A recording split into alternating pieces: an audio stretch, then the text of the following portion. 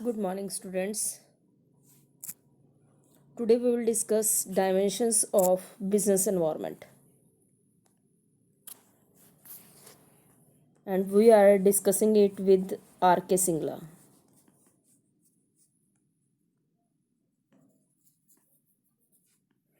R.K. Singla से करना बेटा इसको। और डायमेंशंस में मैंने आपको याद कराया था, there are 5 dimensions: economic environment, social, technological, political and legal environment are the dimensions of business environment. यानी कि these are the various type of environment which can create effect on business environment. इनको हम micro environment भी बोलते हैं, macro environment. Macro का मतलब बड़ा और अनकंट्रोलेबल। तो ये सारे एनवायरनमेंट ऐसे हैं which are beyond the control of any business organization and which may affect the business organization. Okay, and these are also known as general environment. General environment, macro environment and dimensions of business environment one and the same thing. एक तो बेटे इसमें हमें करना क्या है, तो इस डायमेंशंस में एक तो हमें टूल किट के अकॉर्डिंग जो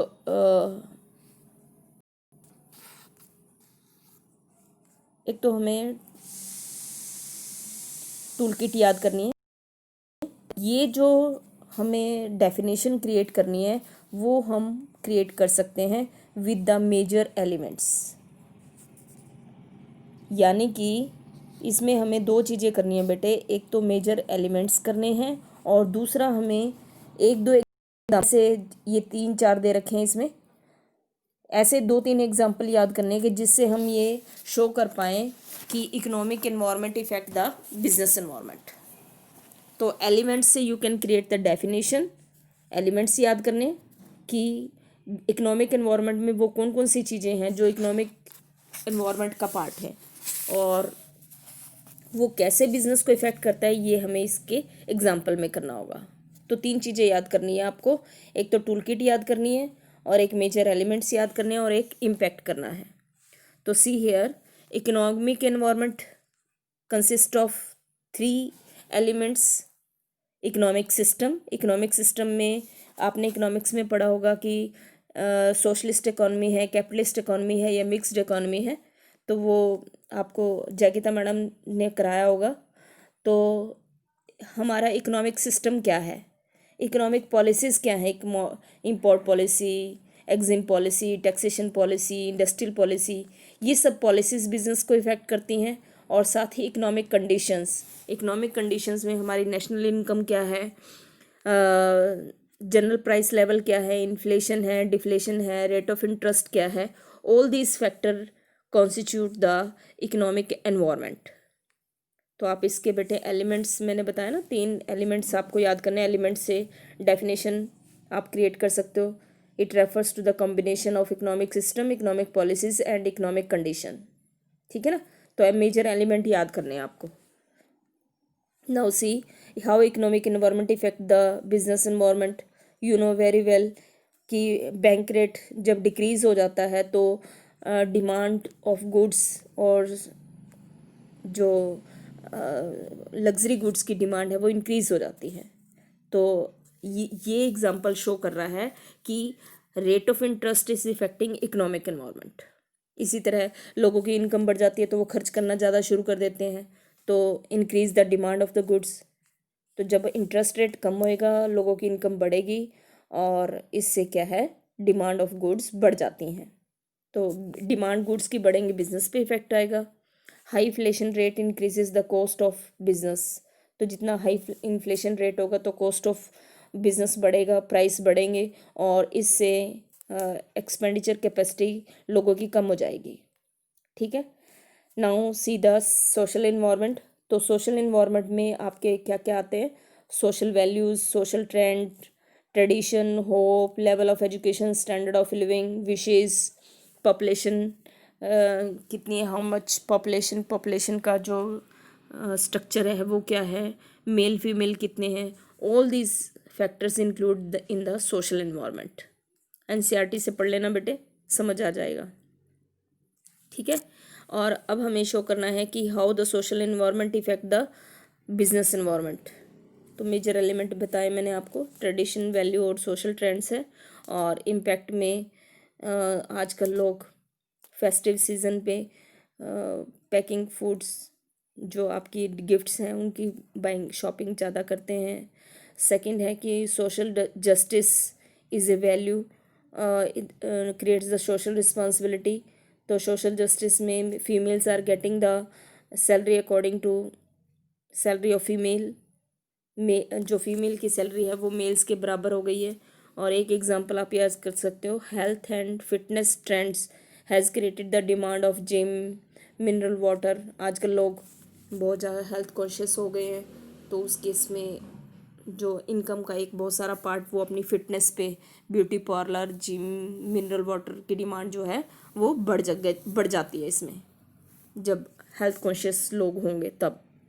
तो social environment affecting the business environment.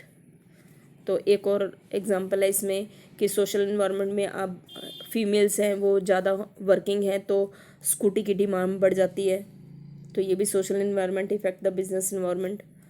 Women education बढ़ रही है, ये भी social environment affecting the business age environment.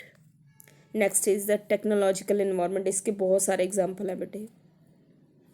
It consist of new techniques and new discoveries. आप ये याद कर सकते हो बेटे इसके एलिमेंट, मेजर एलिमेंट्स। तो technological environment include new techniques of production and new method of operating the business. तो जो न्यू इनोवेशंस हैं, डिस्कवरीज हैं, they are the part of technological environment. इसमें आप बहुत सारे एग्जांपल दे सकते हैं, टीवी, रेडियो, बहुत सारी digital watches has eliminated the old traditional watches, और टीवी है, मोबाइल है, बहुत सारे एग्जांपल हैं इसमें आप कर सकते हो बेटे। इसमें से कोई दो एग्जांपल कर लेना। नेक्स्ट इज लीगल एनवायरनमेंट और political environment. Political environment include the कि कौन सी पॉलिटिकल स्टेबिलिटी कितनी है, ये करने हैं बेटे पॉइंट आपको इसमें। पॉलिटिकल स्टेबिलिटी मतलब सेंटर में गवर्नमेंट कौन है, जो गवर्नमेंट है वो मिक्स्ड गवर्नमेंट है या सिंगल पार्टी गवर्नमेंट है, and attitude of the government toward the business. तो अब बिजनेस के प्रति जो हमारी मोदी सरकार है उसका क्या एटीट्यूड है, and ideology of various political parties. तो उनकी जो भी पॉलिटिकल पार्टी सेंटर में है उनके आदर्श क्या हैं, वो किस चीज़ को बढ़ाना चाहते हैं। All this effect the business environment. इसके ब्रिलियंट टू एग्जांपल हैं बेटे। 1977 में जनता गवर्नमेंट सेंटर में थी, तो उसका स्टिक एटीट्यूड था कि फॉरेन कंपनीज हमारे देश में नहीं होनी चाहिए। तो Coca Cola has to wind up our his business from India. तो कोका कोला कंपनी को अपना बिजनेस बंद करके जाना पड़ा। और 1980 के बाद जो आपका कांग्रेस गवर्नमेंट है उसका एटीट्यूड फॉरेन कंपनीज़ के प्रति बढ़ा। वो चाह रही थी कि फॉरेन कंपनी हमारे देश में आए, तो Coca Cola entered India once again. तो कोका कोला कंपनी दोबारा इंडिया में आ गई। तो हमारी जो सेंटर में सरकार है उसका क्या एटीट्यूड है, तो 77 में स्टिक एटीट्यूड था, कोका कोला बंद हो गई। और 1980 के बाद कांग्रेस गवर्नमेंट का लिबरल एटीट्यूड था, इसलिए एमएनसी फिर दोबारा से भारत में आ गई। ठीक है बेटे, तो ये कोई दो एग्जांपल कर लेना।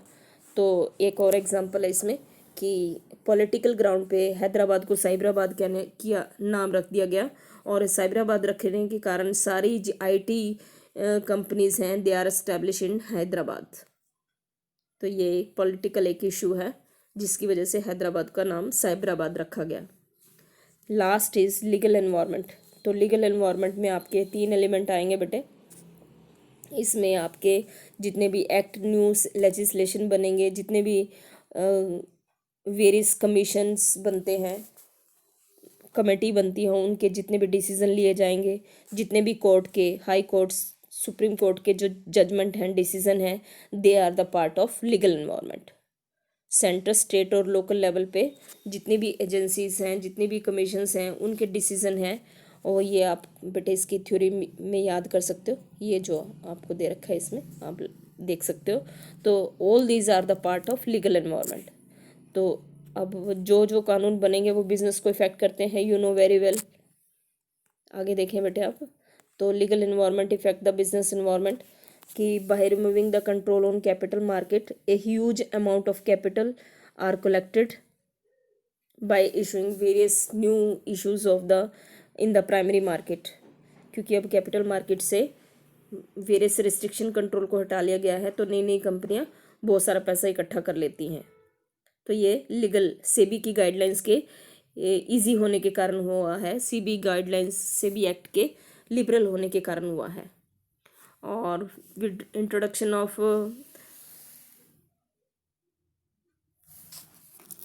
Relaxation in the foreign direct investment, तो अब फॉरेन की कंपनी हमारे देश में इजीली अपना बिजनेस कर सकती हैं। They are MNCs are increasing their business and consequently there has been a tremendous increase in the foreign exchange reserve in India. तो ये एक ब्रिलियंट एग्जांपल है कि legal environment is affecting business environment. और दूसरा इसमें और भी एग्जांपल है कि जितने भी हमारे तंबाकू प्रोडक्ट हैं उन पे अब लीगल स्टैच्यूटरी वार्निंग देना ज़रूरी है। अंडर CP एक्ट जितने भी तंबाकू और लिक्वर हैं उन पे स्टिक वार्निंग दी जानी ज़रूरी है। तो you can see stick warning on their तंबाकू product and liquor product that they are injurious to health. तो ये legal environment is affecting the business environment. Okay बेटे, आप बहुत सारे एग्जांपल NCERT से एक बार पढ़ना इसको, तो इसमें आपने मेजर एलिमेंट याद करने हैं और दो दो एग्जांपल याद करने हैं। ठीक है, हैव ए नाइस डे। कोई प्रॉब्लम हो तो दोबारा पूछ लेना बेटे।